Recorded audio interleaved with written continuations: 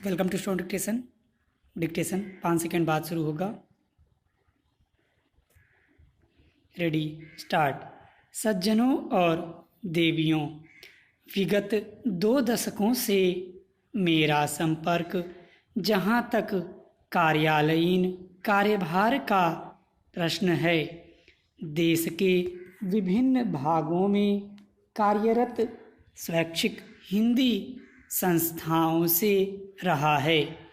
अतएव आज इस गौरवपूर्ण मंच से संस्थाओं और उनके इर्द गिर्द की बातों पर अपने विचार केंद्रित करूँगा, जहाँ हिंदी शिक्षण एवं परीक्षा संचालन हिंदी प्रचार प्रसार के सर्वाधिक रचनात्मक कार्यक्रम हैं, वहीं हिंदीतर क्षेत्र में हिंदी के लिए अनुकूल वातावरण निर्माण भी एक महत्वपूर्ण पहलू है।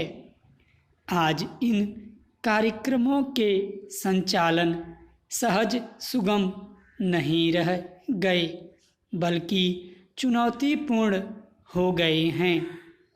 विद्यार्थियों की योग्यता बढ़ाने के लिए शिक्षा एवं परीक्षा के अतिरिक्त हिंदी वक्तव्य, निबंध, वाद विवाद के साथ साथ नाटक एकांकी प्रतियोगिताएं आयोजित की जाती हैं। हिंदी शिक्षकों प्रचारकों के लिए शिविर, पुनश्चर्या कार्य शिविर, पुरस्कार योजना जैसे कार्यक्रम आयोजित किए जाते हैं। अनुकूल वातावरण निर्माण के लिए जहां इन कार्यक्रमों को अधिक प्रभावी और परिणामी बनाने की आवश्यकता है, वहीं अन्य प्रभावी कार्यक्रमों की परिकल्पना करनी होगी।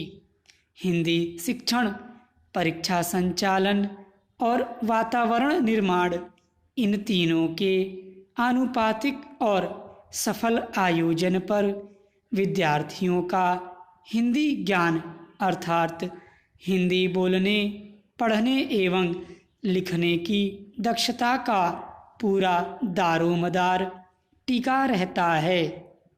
आज जबकि बहुतेरे विद्यार्थी शिक्षक बनने की राह में प्रशिक्षण प्राप्त कर रहे हैं, तो हिंदी शिक्षक की योग्यता एवं दक्षता को ऐसे ध्यान देने का विषय है, जो राज्य के इतने सारे हिंदी सीखने वाले विद्यार्थियों के स्तर के लिए निर्णायक पहलू है। यह नकारा नहीं जा सकता कि किसी भी संस्था के लिए उनके प्रचारक ही आधारभूत परिसंपत्तियां होते हैं। प्रचारकों के सत प्रयास एवं सुकार्य से संस्था की जड़ें मजबूत होती हैं। वास्तव में हिंदी का प्रचार योजनाओं का सफल कार्यान्वयन सभी संबंधित पक्षों के प्रयास के समन्वय से ही संभव है। संस्था के पदाधिकारी, कार्यकर्ता, प्रचारक गण, विद्यार्थी और अंत में किंतु कदापि कम नहीं, सरकारी व्यस्तता के तालमेल पर इन सबके कार्यों के उचित समन्वय का प्रयत्न स्वस्थ दृष्टि से निरंतर जारी रहना चाहिए, और यह भी ध्यान रहे कि जाने अनजाने दामन में दाग न लग जाए। भारत ग्रामों का देश है और अधिकांश भारतीय जनता ग्रामों में बसती है।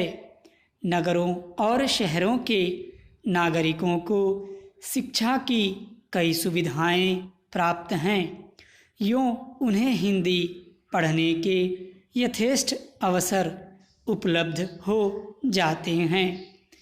अब आवश्यकता इस बात की है कि ग्रामवासियों को भी हिंदी सीखने के अधिक अवसर प्रदान किए जाएं।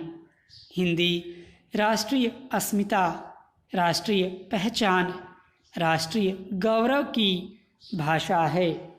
यह राष्ट्रभाषा, राजभाषा घोषित तो हो चुकी है, किंतु अब तक इसे अपना उचित स्थान प्राप्त नहीं हुआ है।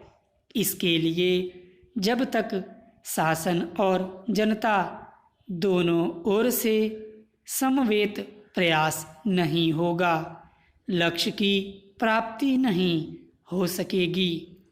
राष्ट्रभाषा से ही किसी राष्ट्र की भावात्मक एकता, राष्ट्रीय एकता की प्राप्ति की जा सकती है।